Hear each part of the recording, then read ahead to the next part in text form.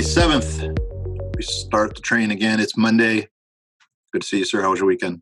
Fantastic, Joe. I actually was. I had a nice time to get a chance to do a little painting around the house. And so I got some energy out of my system, and I'm ready to focus back on how do we provide the relief we need to while we try to reopen St. Pete. Some big stuff happening. So in addition to what we're going to talk about today, there's the mayor's reopening committee and that you're a part of. Can you talk a little bit about the genesis of that and what you hope to achieve? Yeah, I'm very excited. First, I'm very just flattered and pleased that the mayor selected someone like me to be part of his committee of 17, I believe he has. He's getting a lot of input from so many other folks too. So it's not like he's just going to get it from us, from the 17. But I think what we're being asked to do is really look at give him the input about a criteria he's looking for about how do we reopen. And we just met, and I'd be glad to share with you just what those 4 criteria are that he's looking at for us, how to reopen. So he is looking, and these are very similar to what we said all those gates were that the federal government and the state are looking at. We're going to be, in our city, we're really going to be focused on the percent of positive cases. So percent of positive cases.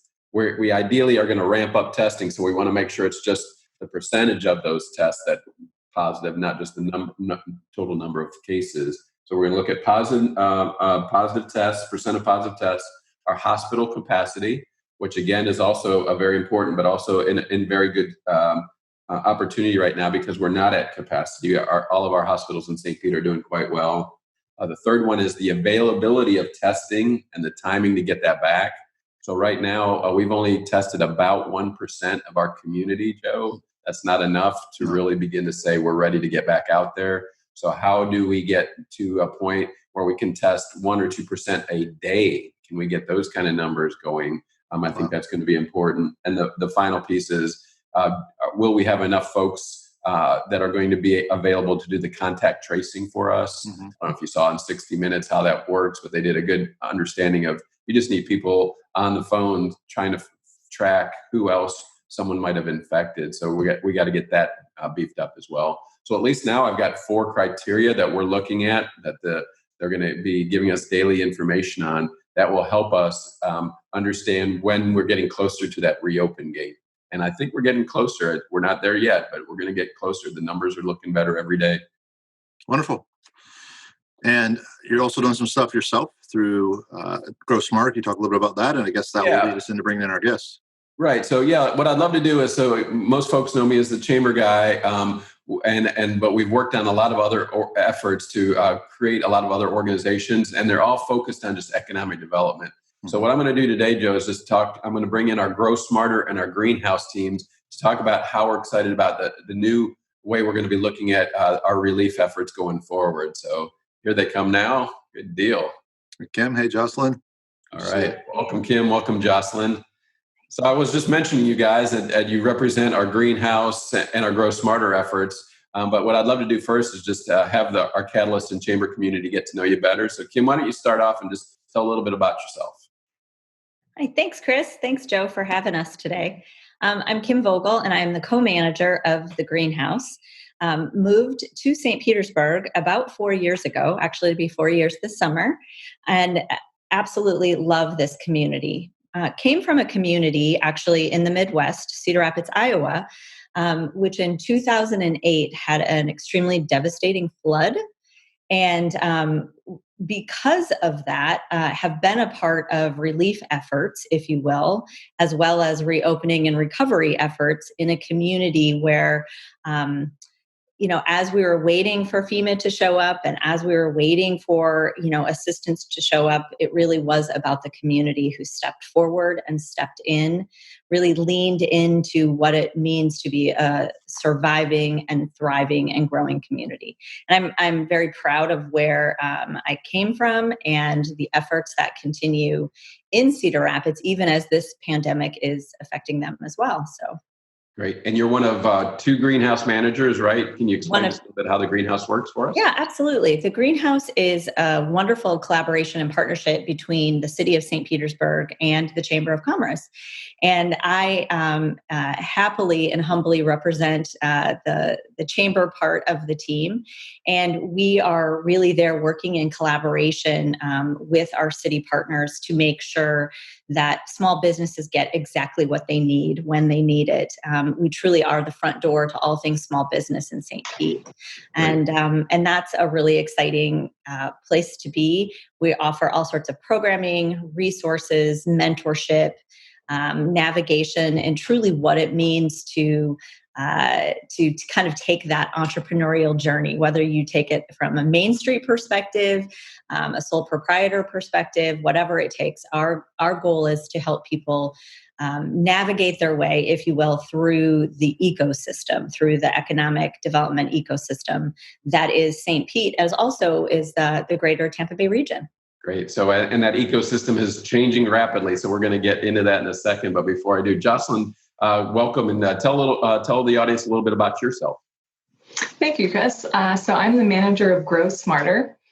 I started about 6 months ago, grew up in St. Pete, and I'm really happy to be back here after a few years away. Grow Smarter is an economic development strategy, and we really focus on equity. So that means we're thinking about reducing gaps by race and place here, how we can build a city and an economy that really benefits everyone who lives here.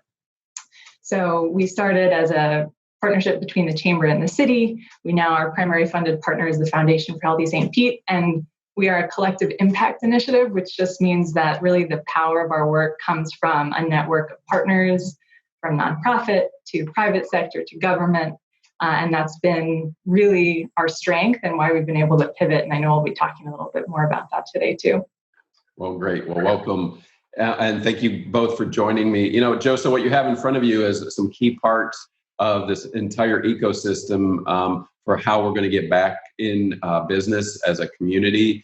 You know, the Chamber represents members of this organization, of this community who invest in making sure we're working together on economic development. But you know, sometimes chambers get a bad rap because they're only looking at one part of our community. And so what our chamber has been able to prove over the last 10 years is we understand how the entire community works, and we're working to be part of that. So that, I mean, just think about what you have on the call and what you've had on the call recently, even with JP from the EDC, which is the other part of our team here. But what you've got with Kim is someone who does represent all those small startup businesses, entrepreneur businesses, scale-up businesses that are trying to get going in St. Pete, that we have someone dedicated working with those folks. And then with Jocelyn, you have represented too, are those folks in our community that may not always get that kind of representation. We are truly focused on diversity and inclusion in our community and at our chamber. So equity is important. So now we have the opportunity to work with the Healthy St. Pete Foundation for Healthy St. Pete to really begin to make sure that through this system of the greenhouse, the Grow Smarter, the EDC, and the chamber, every business should have an opportunity to be worked with and to be addressed. But what we realized is during this crisis, that wasn't happening. All of a sudden now, when crisis happens, people just run around, they look for as much help as they can, and we started to notice something. And so what I'd love to do is just, you know, Kim has been very helpful with our team. So we've made about 3,000 calls. We've reached about 1,200 businesses, working with them on exactly what their needs are. And so, Kim, just talk a little bit about that part of the process of what we've learned from just reaching out to so many businesses that and what it takes to really do that. Well, we made a commitment, I think, truly as a chamber team, but also in partnership with the greenhouse and with our city team, is to really find out, you know, what are some of those crucial pain points, and what is it really going to take to bring businesses back, if you will. And so it was really important for us to build some relationships right away and to say, hey, listen, we care. We want to know, what you're frustrated about. We want to know how you're taking the opportunity to pivot.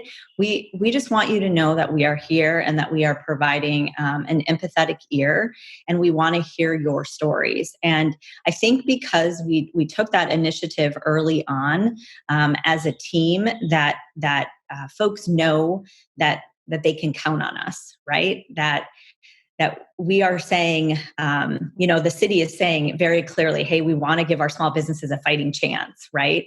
And we are saying in conjunction and in partnership with them, here's some other ways that we want to give you a fighting chance, that we want to bring you the ability to have some hope, and to make sure that you have the resources and support that you need in order to move your business forward. Yeah, and that's what, Joe and I have been preaching that for the last 5 weeks is get your plan in order, start getting organized. And what I want to make sure, Joe, that you hear that Kim is offering is there's a team of folks that can do that for those businesses. So if somebody is wondering, yes, I know I need to get thinking about this first wave and how I open up and what policies I need. I don't even know how to get started. That's what the greenhouse is doing. But if you think about it, when we started on the fighting chance and the mayor allowed that money to get on the street, that's greenhouse team, the city staff is so focused on just those applications itself. Because if you think about how long it takes to go through one application, let alone 2,000 of them or more, so what we decided is we're going to need to get more people working on those phones, working on the Zoom calls with those businesses. And that's when we turn to our folks at the Grow Smarter effort as well, because they were being challenged by our folks at the foundation to how do we get those resources on the street immediately. So Jocelyn, why don't you take it from there and tell a little bit about what you guys thought, how you got to where your recommendations were about how can Grow Smarter assist in this effort? Sure. So I mentioned before that we're a collective impact. So that means our steering committee is made up of representatives from Florida Blue to Regions to One Community to St. Petersburg College. So right away when this all started, we got our steering committee together to do a really brief snapshot needs assessment. So what are we seeing? What type of aid do we need to provide right away? So Grow Smarter's overall approach includes a few things. It includes some investment in South St. Pete in partnership with the Deuces Live, in partnership with the Warehouse Arts District Association, funding a resource hub that they're putting up there. We're also creating a scholarship at SPC, which is supportive of students who are studying in our Grow Smarter industry areas. And we're also contributing to One Community's fund.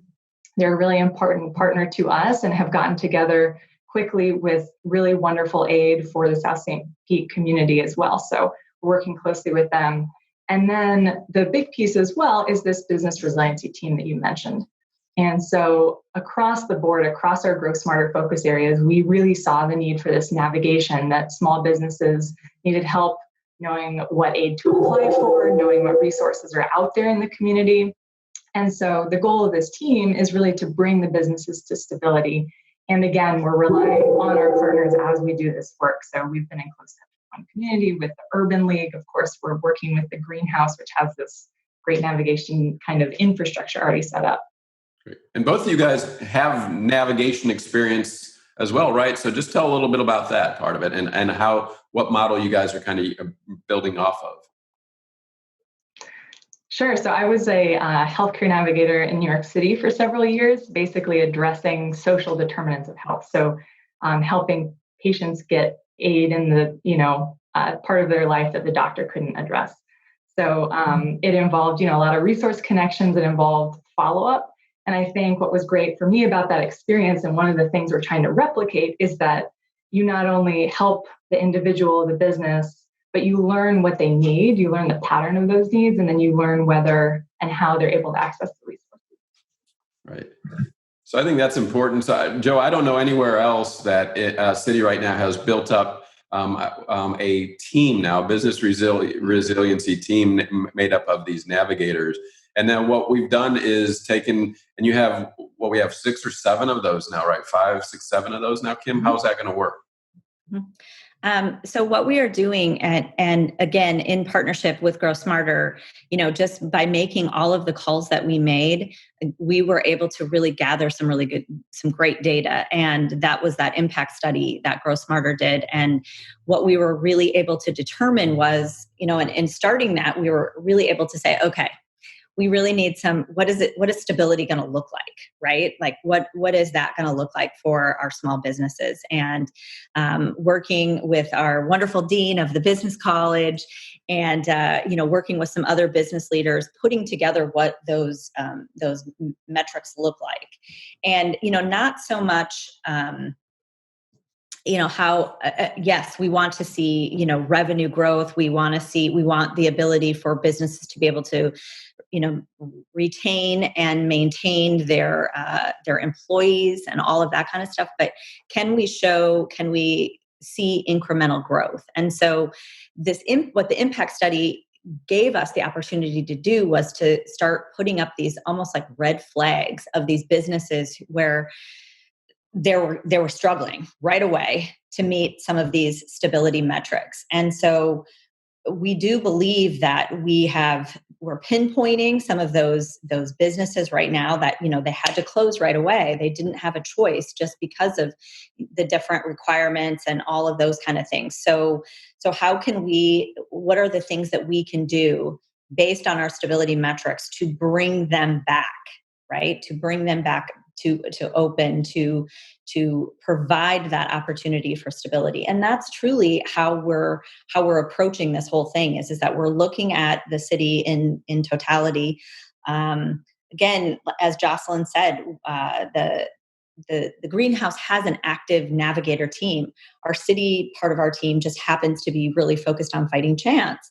And so we do have some of that infrastructure. So really looking at our active districts, really looking at the different geographic locations and what kind of businesses are there. And then being able to say, okay, with this factor, and this factor, this makes this business probably a really high risk business for the potential of not coming back. And so those are the businesses that we are targeting right away. Great. So there's a couple things that I want to make sure that if anyone's listening to this or if anyone's going to afford it, if you're a business right now and that sounds very complicated, that's why we have Kim and all the navigators, because Kim's not alone as well. What we've assembled, Joe, is a lot of folks through this community who are helping. They're volunteering their time as well, because Kim's not an expert at everything. She's an expert at making sure that they get everything they need right now. And so we've got bankers and accountants and financial folks all being part of her team, so that if someone needs some assistance, what we're trying to do is say, you're not alone in this community. Do not feel like you're not. If you don't feel like you have a safety net, you just found one. Today you found it. It's part of the greenhouse. The Grow Smarter teams are working to make sure that you're going to find that help you need. And that's what we're on. And that's what I'm so proud of these guys for, is they quickly pivoted. They've always been serving this community. Now they've joined forces in a way to make sure those resources are for everyone. So if you're in the Deuces District and the Skyway Marina or up in Caroline and Gateway, we have got somebody assigned to you. Please look up Kim at the greenhouse and make sure that we put her to work for you guys as quick as possible. I wanted to add that we have a website and an email address as well. So whether you're a business who would like to get in touch and would like some support, a business that would, or maybe you'd like to donate some hours of your time if you're a business consultant, if you're an attorney. The website is growsmarterstpete.com/BRT, so Business Resilience Team BRT. You can also email brt@growsmarterstpete.com, and we will get back to you within a day or two and start that connection process and figuring out how we can support you. Joe, these folks are going to support these businesses both from these relief efforts, because remember today we just got, I think it was $328 billion more coming from our PPP program. So they're going to be able to assist with that kind of guidance, as well as the information we talked about earlier about what the mayor has said about how we're going to launch into reopen as well. So if you're a business out there and you need that kind of spectrum of support, this is what we're offering today. And we're looking forward to helping our community grow. Wonderful. It's a great resource and great information. It's critical just to keep the heartbeat, to keep the business alive and use the resources you have and you both already and the ones you can obtain, to keep from shutting down completely, because a full restart is so much harder than than just waking up from a hibernation. I had a really good talk with Beth Houghton about that over the weekend on our Impact Catalyst show, and she she used homelessness as an example. If you could just keep the people in the home, but once the families lose the home, it's a whole other ballgame to try to get them back up. And that same strategy should be used for your business. Make sure you keep the heartbeat alive. Well, that's exactly right. And we're looking forward to it. I've got a great team around me to do that, Joe. So I appreciate you covering us today on this one. Sure. Can I add just one more thing? We did make a decision. The SBA always has the National Small Business Week that usually happens the first week of May. And they postponed it for sometime later this year. But we made a decision as the St. Pete community, the Greenhouse, the Chamber, the Grow Smarter team, again, with all of our partners, that we were going to move forward with a virtual Small Business Week. It's going to be, it will not be as big of a blowout as we all want it to be, but it's definitely going to be, there's going to be opportunities, and we're really basing it around the ideas, the themes of help and hope. Here's some good information that we can share. Here's some more knowledge that we can instill. Here's, opportunities here, and here, and then just really sharing those stories of hope and resiliency that we are all hearing right now. So we do want it to be, even though it's probably not going to feel like as a big of a celebration as we would hope, we do know that we have the ability to celebrate things in St. Pete, and that we want to continue to show our gratitude for our small businesses and how they are continuing to hang in there as much as they possibly can. So look out, there'll be more stuff that we'll be sharing about that as well too, coming up here in the next 24 hours. So even though they canceled it nationwide, St. Pete is not canceling Small Business Week. So I just heard the announcement, buddy. So we're on schedule. Mm-hmm. Wonderful. We'll make sure that all the resources we discussed are in the article that accompanies our conversation, and greatly appreciate you taking the time to join us and for all the good work you're doing to keep our community moving forward. Great. Thank you all. Thank you. Thank you.